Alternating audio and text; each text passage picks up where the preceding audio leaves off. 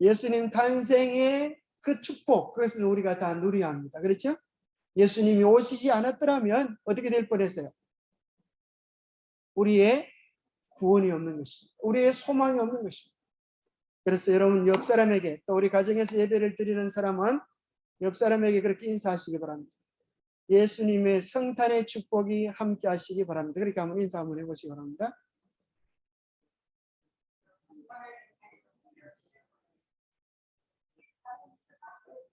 예. 내일 보면 이제 우리가 서로 그렇게 인사하면 좋습니다. 그래서 이 특별한 기간에 특별한 인사를 하는 것은 참 좋은 일이라고 그렇게 생각합니다.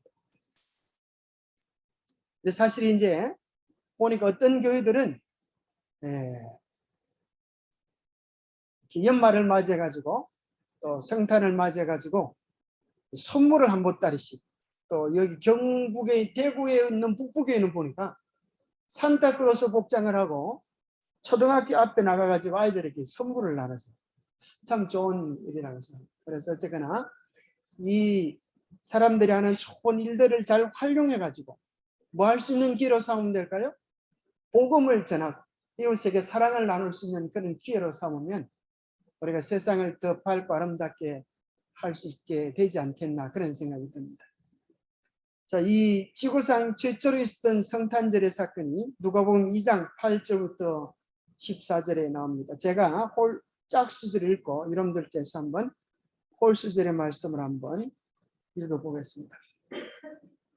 누가복음 2장 8절부터 14절입니다. 그 지역의 목자들이 밤에 밖에서 자기 양떼를 지키더니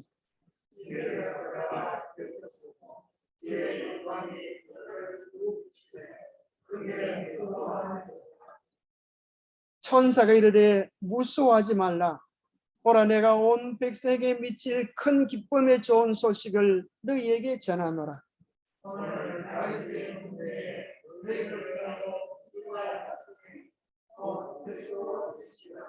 너희가 가서 강보에 쌓여 구유에 누워 있는 아기를 보리니 이것이 너희에게 표적이니라 하더니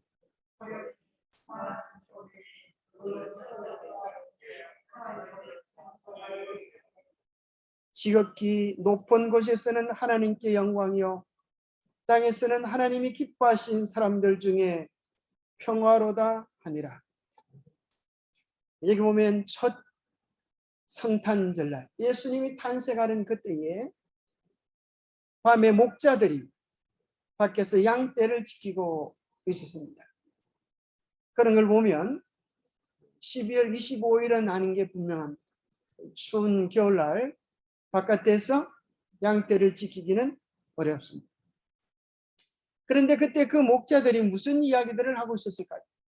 너네 양이 새끼를 몇 마리 낳았나? 그 양을 낳으면 우리 아들 장가 보내야지, 그런 소리를 했을까요?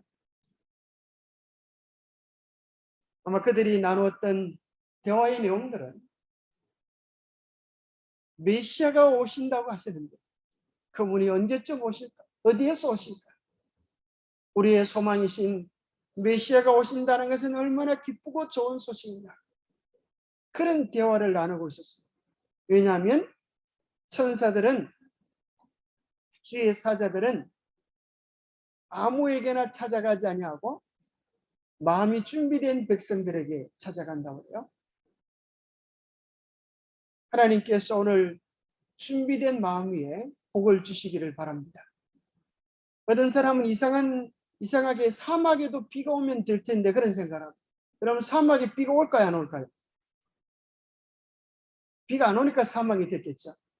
근데 그 넓은 땅이 기류가 바뀌면 비가 오지 않을까요?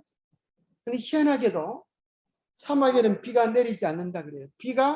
비를 부르지 않는다는 거예요. 비를.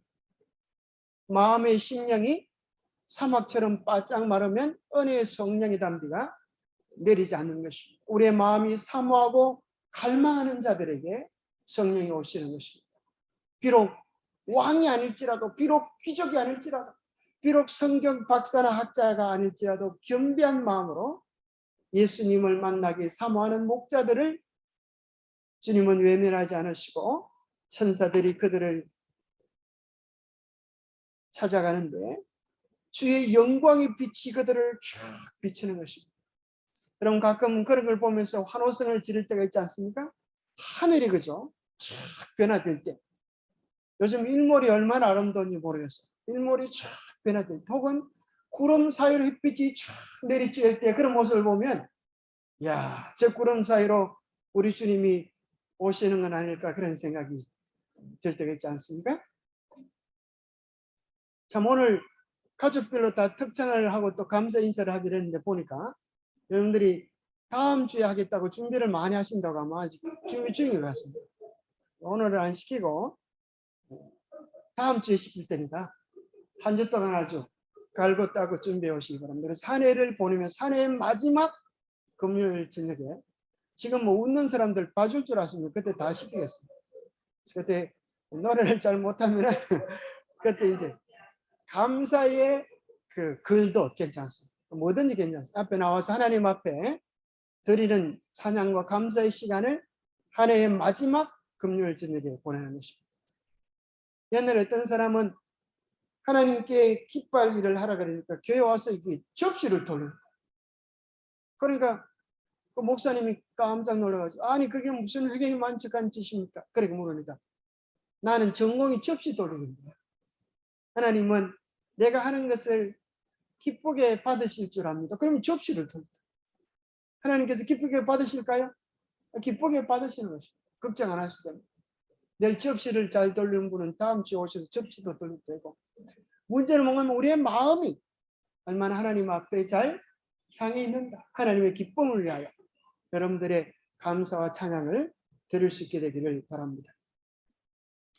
자, 제가 오늘 성탄 이미지라고 하는 글자를 딱 찾아보니까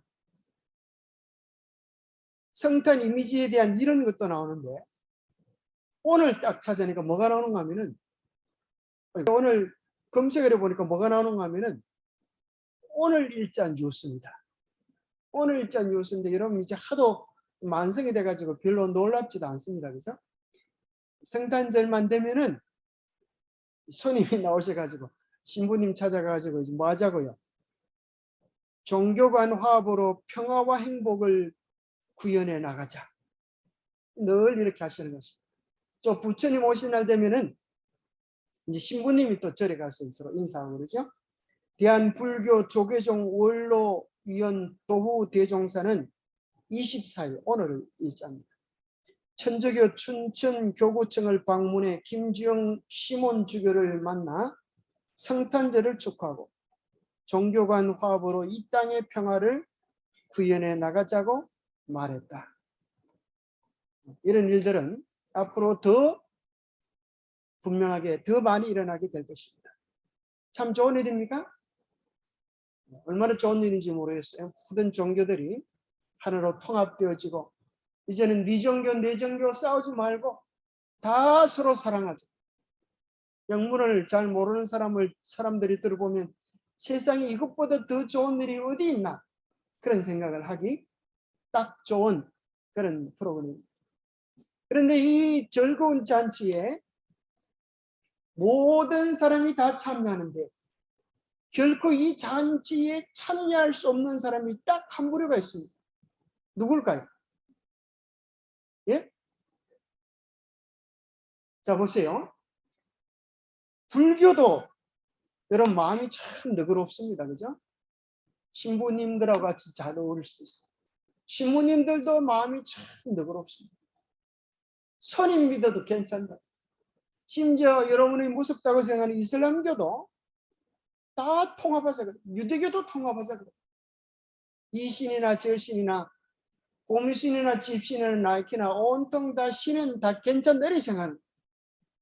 그런데 누구만이 이 일에 하나가 될 수 없을까요? 누구요? 딱 한 가지가 있는데 그 사람들은 오직 말씀을 내세우는 사람. 말씀을 신앙의 중심으로 삼는 사람들을 뭐라고 그러는지 아세요? 뭐라 그래요? 말씀을 자 오늘 이 시대는 이렇게 말합니다. 말씀을 생애의 중심으로 삼고 살아가는 사람들을 오늘 이 시대는 뭐라 그러는가 하면 근본주의자들이라고 그래요. 그럼 근본주의자들 그럼 누가 생각이 납니까? 이슬람의 테러 집단이 생각나지 않습니까? 그래서 이슬람 테러 집단에 지난번에 아프가니스탄이 텔리반이 이제 속국이 되는데 텔레반 뜻이 뭐라고요? 학습자, 학생들이라는 소리. 뭘 학습하는 사람들인가? 이슬람의 근본 교리를 그대로 배우는 학생들. 그래서 이슬람의 교리 그대로 배워가지고 그대로 실천하는 사람. 그러니까 근본주의자 그러면 이 세상 많은 사람들이 치를 떠는 것입니다. 그 사람들은 사람을 죽이는 것도 눈도 끔찍 안 해. 무서운 사람들로 이해하는 것입니다. 그런데 이 성경에서 지시해주는 근본주의자, 말씀대로 사는 사람들, 그 사람들은 말씀의 근본 원칙 사랑을 실천해 나가는 사람들인데 이 세상의 폭력주의자들과 같다고 이야기하면서 몰아쳐가는 것이 이 세상 마지막 징조들입니다. 이 세상은 그 짓들과 더불어서 연합하기 위하여 그렇게 준비하고 있는 것입니다. 성경 최초에 하나님을 대적하는 자로 누가 등장하는가 하면 쿠스가 또 니무롯을 낳았으니 그는 세상의 첫 용사라는 말이 창세기 10장 8절에 나옵니다. 니무롯이라고 하는 말의 뜻은 반역이라고 하는 뜻입니다. 반역. 사단 마귀 이름의 뜻이 뭐죠?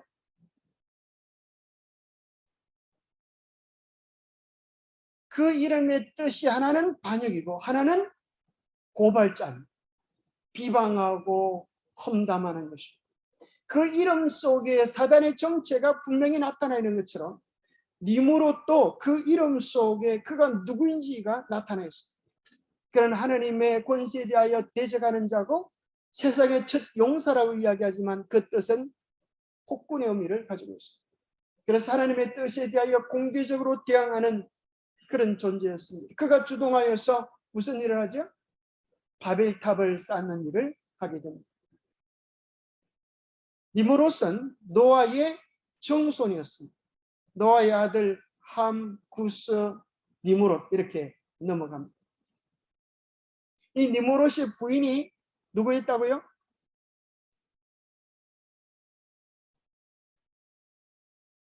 남의 부인 이름을 어떻게 알겠나?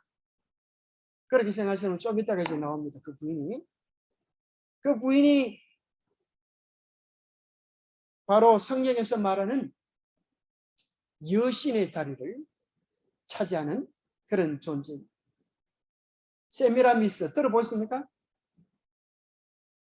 세미라미스. 그걸 경상도 발음을 하면 세빌라비스 이렇게 하시면 됩니다. 세미라미스.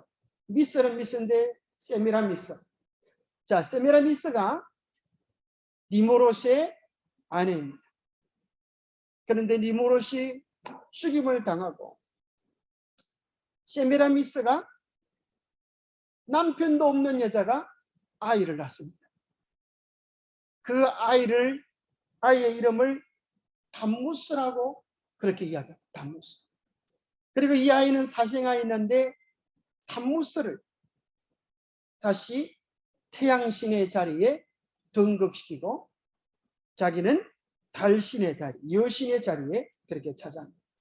에스겔 8장에 보면 하나님의 전에서 하나님의 신실한 백성들이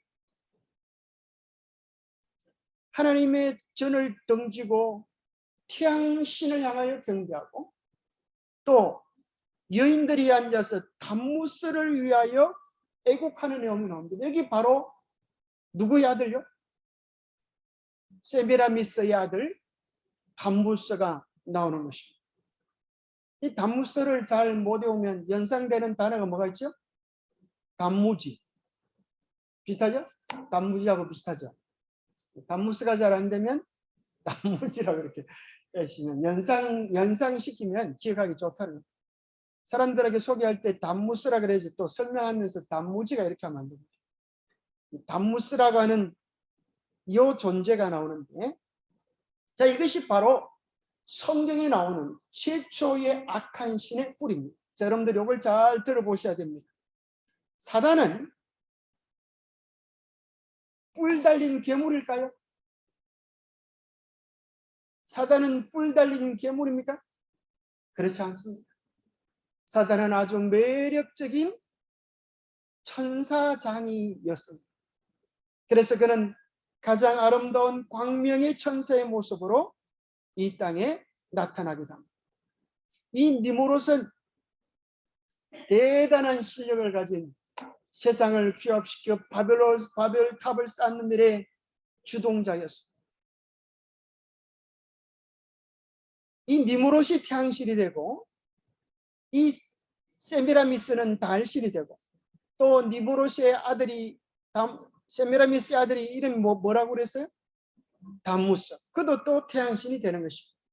이 태양신 신앙의 배후에는 누가 있는가 하면 사단이 있는 것입니다. 이 세상에서 가장 강력한 신이 있는데 그게 뭐예요? 태양신입니다.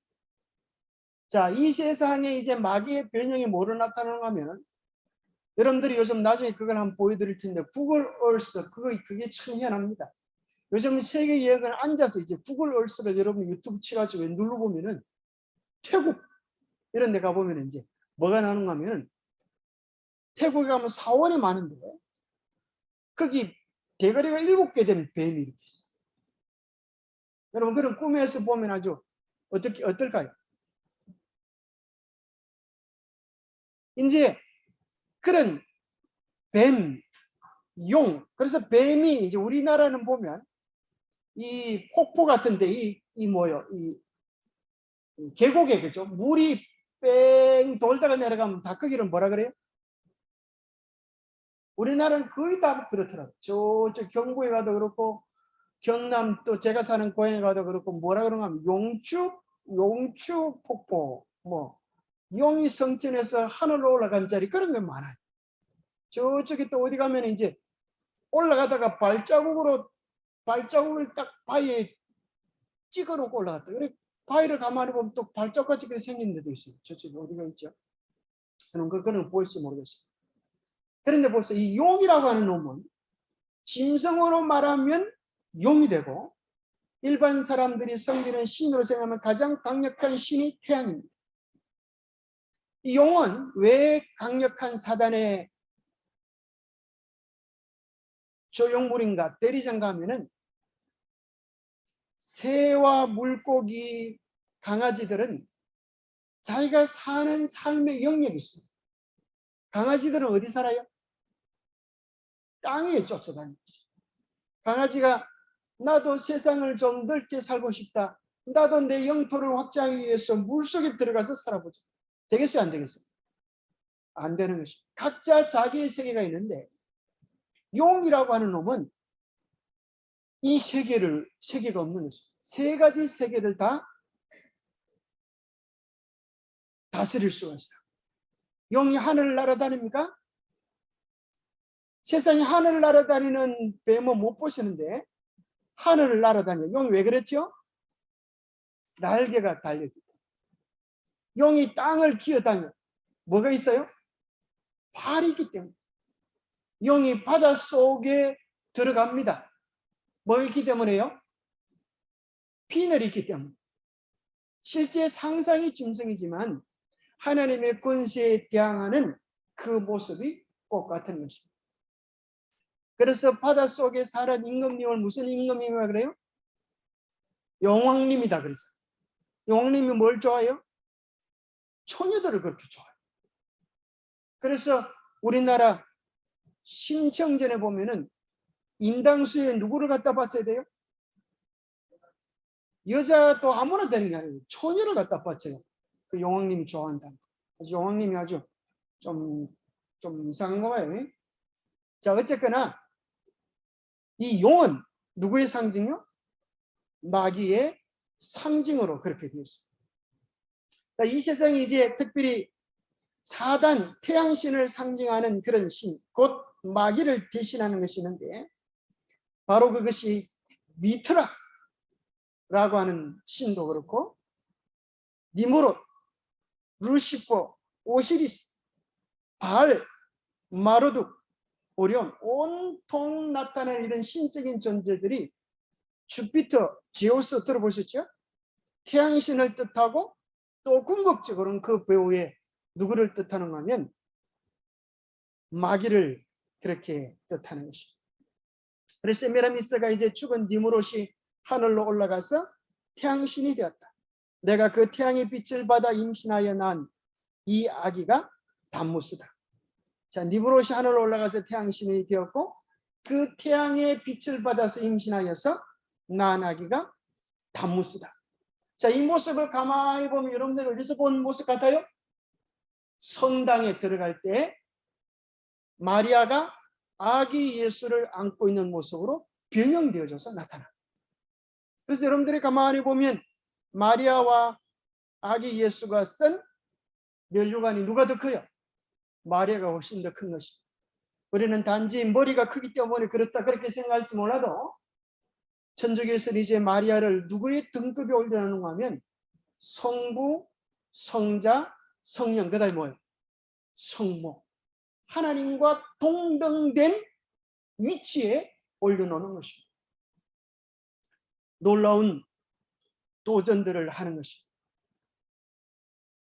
이 아이가 바로 부활한 니무롯이다. 그러면서 이제 자신은 달신이 되고 니무롯은 태양신이 되고 담무스는 이제 별의 신으로 선포하면서 바로 이 담무스의 생일날, 이것이 이제 오늘날의 성탄절로 바뀌게 됩니다. 자, 왜 이것이, 자, 여러분들 이걸 잘 알아야 돼요. 1년 중에 태양의 기운이 가장 약해지는 때가 언제예요? 언제예요? 동짓날. 그래서 옛날 우리 어머님들이 그러잖아요. 긴긴 동짓날 밤을 어째 보내고 그러잖아요. 그죠? 동짓날이 뭐가 길어요?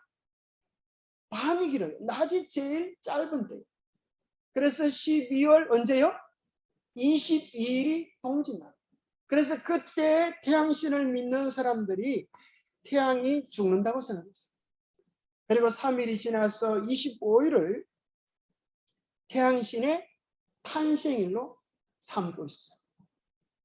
로마의 축제이기도 한 이 일을 중세시대 때 교황이 모든 그리스도인들은 12월 25일을 성탄절로 영구히 지키라라고 하면서 하필 누구의 생일을?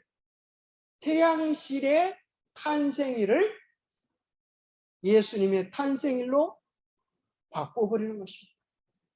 예를 들어서 여러분이 아버지 생일을 잘 모르겠으면 어떻게 하면 좋을까요? 가만히 생각해 보니까 북한의 나쁜 놈 김일성이라는 놈이 있지. 김일성의 생일이 우리 아버지 생일로 하면 딱 좋겠네? 그러면 그 소리 들으면 아버지가 기분이 좋을까요? 나쁠까요?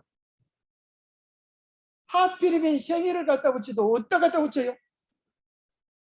김일성이 같은 나쁜 놈에게 생일을 갖다 붙이니까 아버지 마음이 편할 수가 있겠어요? 이게 말이 안 되는 거죠. 바로 가장 우상 숭배의 두목이 되어지는 태양신 탄생일로 딱 바꿔놓는 것은 단지 그냥 그때 하면 좋잖아, 분위기도 좋잖아, 연말에 우리가 즐겁게 노래도 부르고 메리 크리스마스 메롱메롱 하면 얼마나 좋아? 분위기가 좋잖아, 이렇게 말을 해요. 또 많은 교회에서는 뭐라고 하면 이미 자, 이 세상에 있는 교회 중에 12월 25일의 날이 태양신의 탄생일에서 왔다, 이걸 모르는 교회는 거의 없어요. 대부분 다 아는데 뭐라 그런가 하면 그걸 뭐 꼭 따져야 되겠나? 이미 다 세계적으로 보편화된 걸 그냥 받아들이면 되지 뭘 그렇게 따지려고 그러나, 그렇게 생각을 합니다. 여러분들이 이것을 잘 설명해 줄 필요가 있어요. 그래서 12월 25일은 예수님의 탄생일이 아니라 뭐다? 태양신의 탄생. 우리는 왜 지키지 않는? 그 배후에 누가 자리 잡고 있어요? 사단이 영광을 받으려고 하고 있기 때문입니다. 그래서 태양의 날을 이제 라틴어로 이렇게 성탄절을 이야기하는데, 이것은 정복할 수 없는 태양의 생일, 그런 의미를 가지고 있습니다. 정복할 수 없는 태양의 날이 성탄절로 변형되어졌기 때문에 우리는 성탄절을 지키지 않습니다.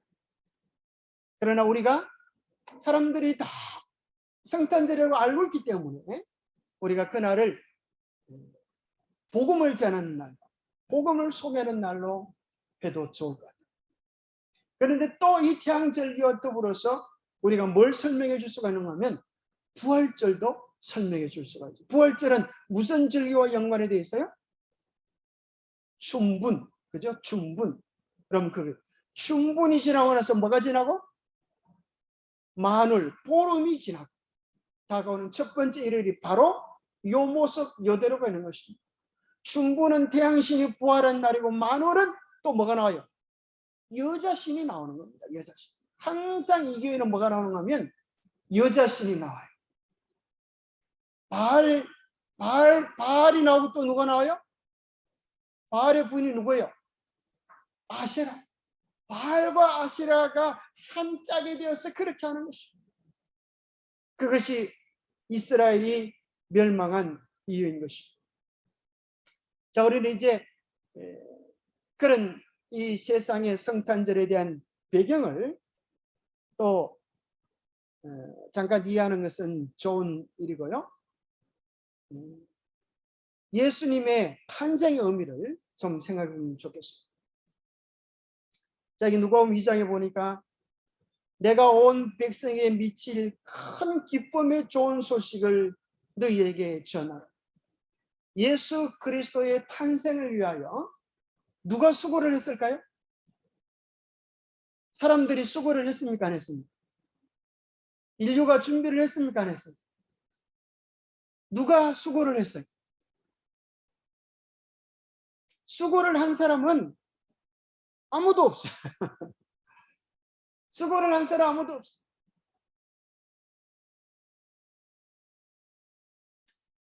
하나님의 전적인 은혜인 것입니다. 예수님이 탄생할 당시에 이 지구는 온통 죄악으로 가득 차 있었어요. 그래서 마귀는 이야기하기를, 하나님, 이렇게 죄악으로 가득 찬 세상 이제 심판할 때가 되지 않았습니까? 노아의 때와 거의 없습니다. 저 세상을 심판하시죠. 영감의 글은 이렇게 이야기합니다. 하나님은 세상을 심판하기로 작정하시고 심판하기 위하여 당신의 아들을 보내셨다. 그 심판의 입장에 누가 서시는가 하면 예수님이 오셔서 죄로 말미암아 죽을 수밖에 없는 우리를 대신하여 죽으시기 위하여 이 땅에 오신 메시아로 소개되어지고 있습니다. 우리는 기억해야 합니다. 예수님이 이 땅에 오시는 것은 하늘이 선포한 기쁨의 좋은 소식이라고 하는 것입니다. 온 인류에 있어서 생명이 달리는 중차대한 좋은 소식인데, 그 소식을 위하여 인간은 수고한 것이 없습니다. 하나님의 전적이요 일방적인 하나님의 은혜에 내려주십니다. 그럴지라도 그 은혜는 누구만이 받을 수가 있는가 하면 준비된 심령, 깨닫는 심령, 그런 사람들만이 그 은혜를 받고 누릴 수 있음을 기억해야 합니다. 오늘 다윗의 동네에 너희를 위하여 구주가 나셨으니 곧 그리스도 주십니다. 다윗의 동네에 너희를 위하여 구원자가 나셨다. 그리고 이제 이 아기의 이름을 뭐라고 하라 그래요? 마태복음 1장에 보면 마리아에게 이름을 예수라 하라. 그럽니다. 이름을 누가 지어줘요? 이름을 누가 지어줘요? 보통 여러분 이름은 다 누가 지었습니까? 아버지가 이름 지어준 사람, 부모님이 이름 지어준 사람, 사람들. 부모님이 이름 지어. 할아버지가 이러죠. 할아버지 할머니가 이러. 어디 서병준 사람은 누가 이름 지어줬어요? 잘 몰라요. 예. 모르는 사람 말고는 다 부모님 때거나 그 위 때거나. 왜 그렇습니까? 왜 그렇죠? 바로 그분들이 여러분들에게 생명을 주신 권한이기 때문에, 생명을 주신 분입니다. 그분이 주인이기 때문에, 주인이 자기 것의 이름을 짓는 것처럼 그 이름을 짓는 것입니다. 그런데 예수라고 하는 이름은 마리아나 요셉이 짓는 이름이 아니었어요. 누가요?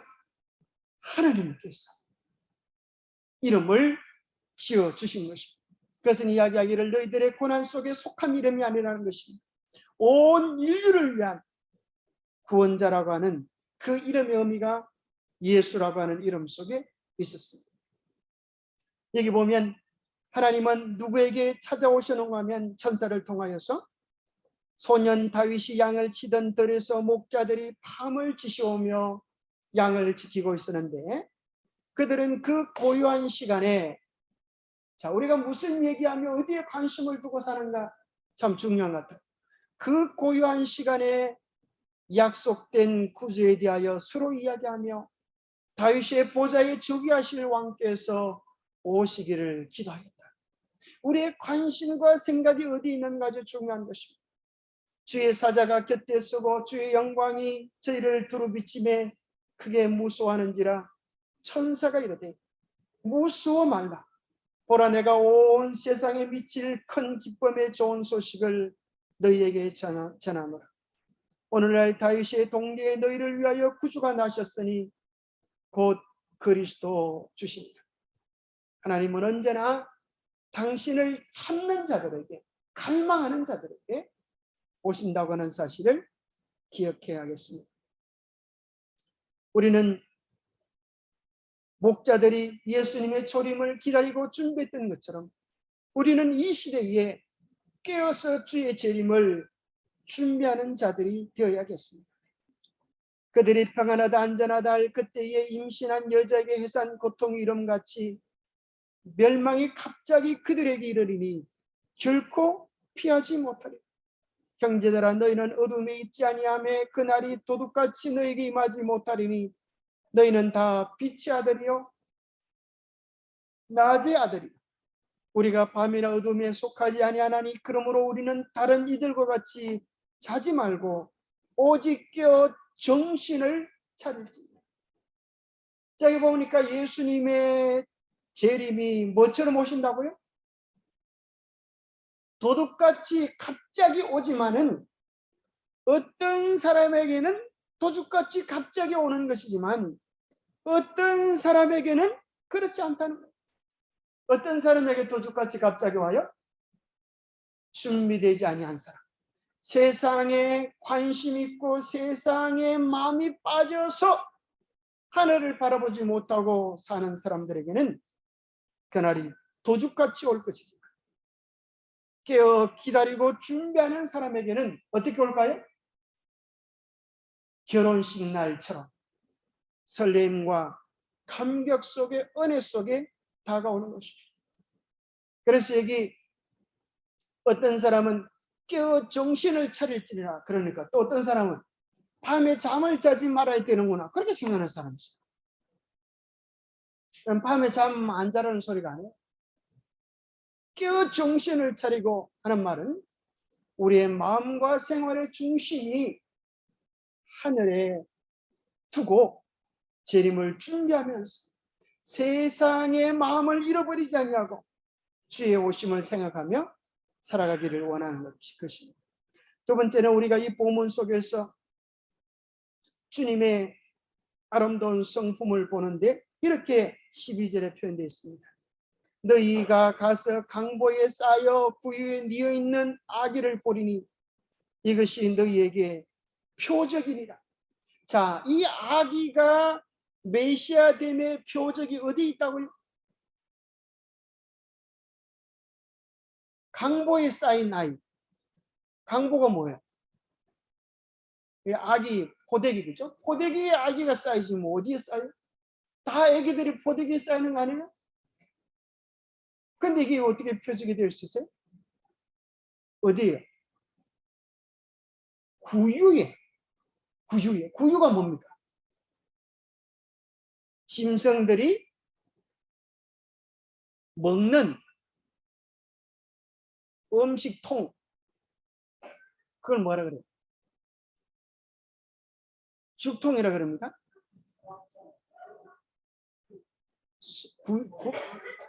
소여물통. 그렇죠? 여물통. 여물통에 참 여러분 한번 생각해 보세요. 이게 참 여러분 여물통에서 이렇게 강보에 쌓여서 누워서 태어난 사람 손 한번. 그런 사람이 아무도 없어요. 우리는 아무리 하나님 제가 너무 기구한 생을 삽니다. 그러지만은 여러분은 다 태어날 때 어디에 태어났어요? 그래도 안방에서, 병원에서 그렇게 태어나지 않았어요. 그런데 우리 주님은 어디에서 태어나셨다고요? 태어나셔서 소나 말들이 영을 먹는 그 구유에 니셨어요. 왜 이렇게 구유에 니셨을까요? 예수님 어머니 마리아 요셉이 거주할 여관 방이 없었어요. 말과 소가 사는 그곳에 거주하면서 아기를 낳기 때문에 어떤 분은 깊이 고민을 하다가 드디어 그것을 깨달았다는 거예요. 예수님이 왜 말구유에 나셨나? 왜 소구유에 나셨나? 우리가 소처럼 말처럼 하나님 말씀을 잘 안 듣고 짐승처럼 살았기 때문에 생명의 떡이신 예수님이 우리로 하여금 당신을 먹고 사람이 되도록 그렇게 구유에 나셨구나. 그것을 깨닫고 눈물을 흘린 분이 계시다. 우리의 성품이 가만히 보면은 정말 짐승 같다고 느낄 때가 있지 않습니까? 내년이 무슨 해요? 무슨 짐승이죠? 네? 호랑이. 여러분 속에 호랑이가 있습니까? 때로는 호랑이처럼 싸나운 성질도 우리 속에 감추어져 있죠. 그러나 주님은 우리에게 이렇게 이야기합니다. 네가 짐승일지라도 나를 먹고 나를 보고 나를 배우고 사람이 되기를 원하시는 것입니다. 우리는 이 구유에 누인 아기, 강보에 누인 구유에 누여 있는 이 아기를 보면서 예수님의 겸비한 마음을 생각해 볼 수밖에 없습니다. 어떻게 영광의 왕이 이 땅에 인간의 모습으로 오시는 것만 해도 너무너무 겸비하신 것입니다.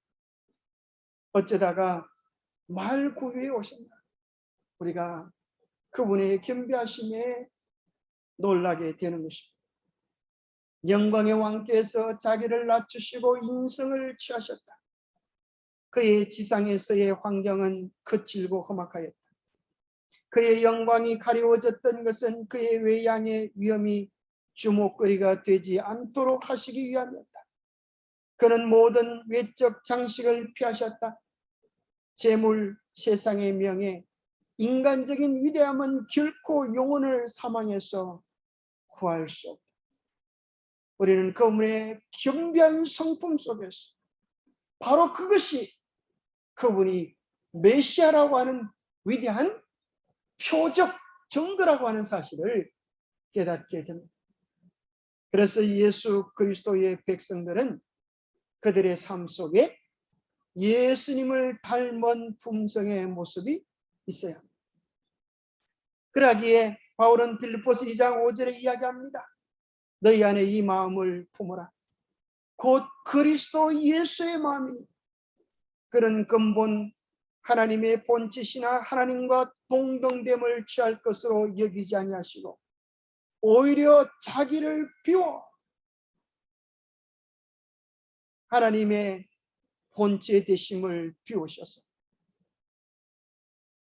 종의 형체를 가지고 사람들과 같이 되셨고 사람의 모양으로 나타나신 것만 해도 너무너무 낮아신 것입니다. 자기를 낮추시고 죽기까지 복종하셔서 그 십자가에 죽으시는 겸비를 보여주셨어요. 하나님이 경험할 수 있는 최고의 겸비하심의 모습을 우리는 발견하게 되는 것입니다. 두 번째, 우리는 이 예수님의 모습 속에서 어떤 하나의 표적을 발견하게 되는가 하면 한 아기로 오셨다는 것입니다. 전적인 신뢰의 모습. 아기는 혼자서 말을 할 수도 없고 먹을 수도 없고 놀 수도 쌀 수도 없는 그런 연약한 모습으로 오신 것입니다. 그걸 어떤 분은 표현하기를 예수님은 수동태의 삶을 사셨다.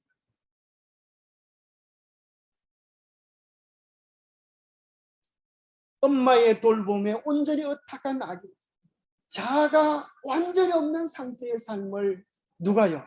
하나님이 그렇게 이 땅에 오신 것입니다. 그래서 예수님은 사실 어린아이 때뿐 아니라 평생이 자기 고집, 자기 생각, 자기 주장이 없으신 분이셨어요. 요한복음 12장에는 이야기하기를 내가 말할 때에 내 자의로 말한 것이 아니라 나를 보내신 아버지께서 내가 말할 것과 이룰 것을 친히 명령하여 주셨습니다. 나는 그의 명령이 영생인 줄 아노라. 그러므로 내가 이러는 것은 내 아버지께서 내게 말씀하신 그대로니라. 예수님은 한 말씀도 한 행동, 자기의 고집이나 자기의 욕심이나 자기의 주관이 나타나지 아니하시고 전적인 주님을 의탁하는 신뢰의 삶을 사셨습니다. 예수님께서 가장 수동태적인 삶을 사셨던 마지막은 십자가였습니다. 그분이 스스로 하신 것이 아니라 묶여 가시고 끌려가시고 채찍에 맞으시면서 못에 박히어서 우리를 위한 모든 죄짐을 지셨습니다. 그리고 그분은 마지막으로 이루셨습니다. 이렇게 하셨습니다. 다 이루었다. 다 이루었다. 그 선포는 무엇을 이뤘다는 말입니까? 하나님께서 그를 위하여 계획하신 모든 계획들을 온전히 이루셨다고 말씀하실 수 있습니다. 예수님의 생애는 전적으로 의존되어진 수동태의 삶이었습니다. 그 일을 위하여 자신의 삶 전부를 내어 맡기고 들이신 것입니다. 우리는 그 모습 속에서 예수님의 성품의 아름다움을 발견하게 되는 것입니다. 그분의 생애 전체가 자아는 조금도 섞이지 않은 온전한 순종과 신뢰의 삶을 살아오셨음을 발견하게 됩니다. 그러기에 우리는 지난 교과 공부에 신약 성경에 자주 인용되어진 두 가지 기록되었어도 예수님 말씀할 때도 그냥 생각나는 대로 하지 않으시고 성경 말씀을 외우셔서 기록되었으되 그리고 그분이 움직이실 때마다도 성경을 이루려 하심이라 그렇게 이야기하셨습니다. 기록되었으되 이것이 헬라어로 뭐라 그런다고요? 몇 번 나온다고요? 신약성이 이걸 갖다 헬라어로 게그랍타이 개그랍타이 그렇게. 개그 그러면 웃기다 이런 소리 같은데 웃기는 일 아닌 것입니다. 예수님이 무슨 말씀을 하시든지 무슨 일을 하시든지 전적으로 하나님께 의존되어졌던 삶을 살으셔서 신약성경은 92회나 기록되었으되 그러면서 예수님이 외우셨던 말씀을 말하신 것입니다.